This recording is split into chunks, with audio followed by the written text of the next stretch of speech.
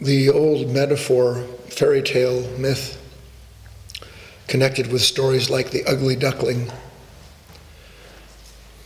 they all talk about a certain case of misunderstood identity, mistaken identity. And we tend to look at the idea of a mistaken identity as I should have a particular kind of identity.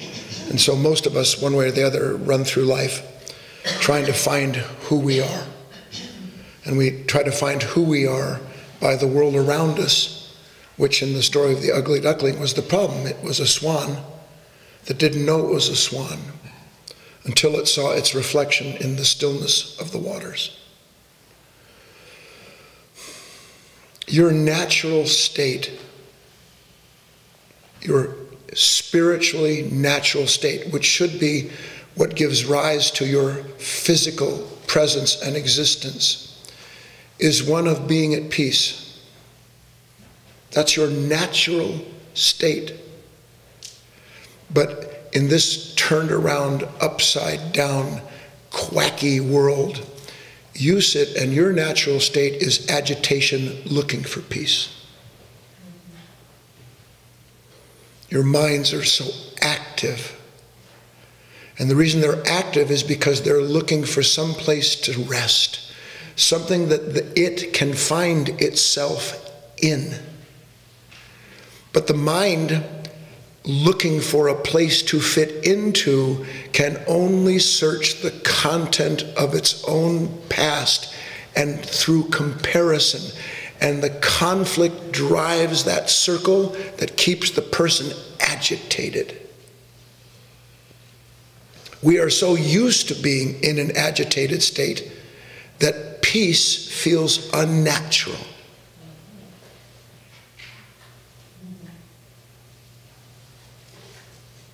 Human beings, without exaggeration, are literally whipped along in this world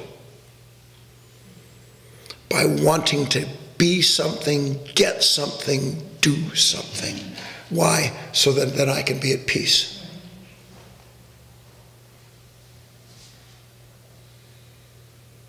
And don't you for a minute, because I can, if you'll excuse the expression, I don't like to say things like this, but excuse the expression, I can read your mind. You say, well, that's easy for you.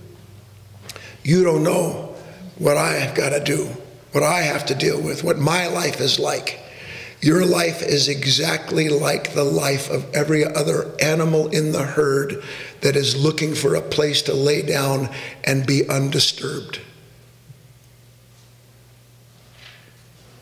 You have inside of you something that is, in some respect, not too distinct from a very natural and beautiful aspect of a wild creature. I don't know, most of us don't get to spend a lot of time around wild creatures. But I can tell you from firsthand experience that they are in a state of total repose until something happens, and then you can't even see them move. They move so fast. And part of the reason for that is because the energy that is required to move from one state to another hasn't been wasted. Suffer yourself. Suffer yourself. Don't sit and stew in yourself, hoping to make a good broth from it. Because until you will do that, you will forever have this steaming, mounting pressure, thinking going on inside of you, and you will never know peace. Because there is no peace in that nature. There is no peace in that nature. There is from time to time the sense of profiting from something that one has been identified with that brings a momentary feeling like, ah. But as soon as the condition passes, as I've told you 1,000 times, so does the peace of that consciousness, which is no peace at all.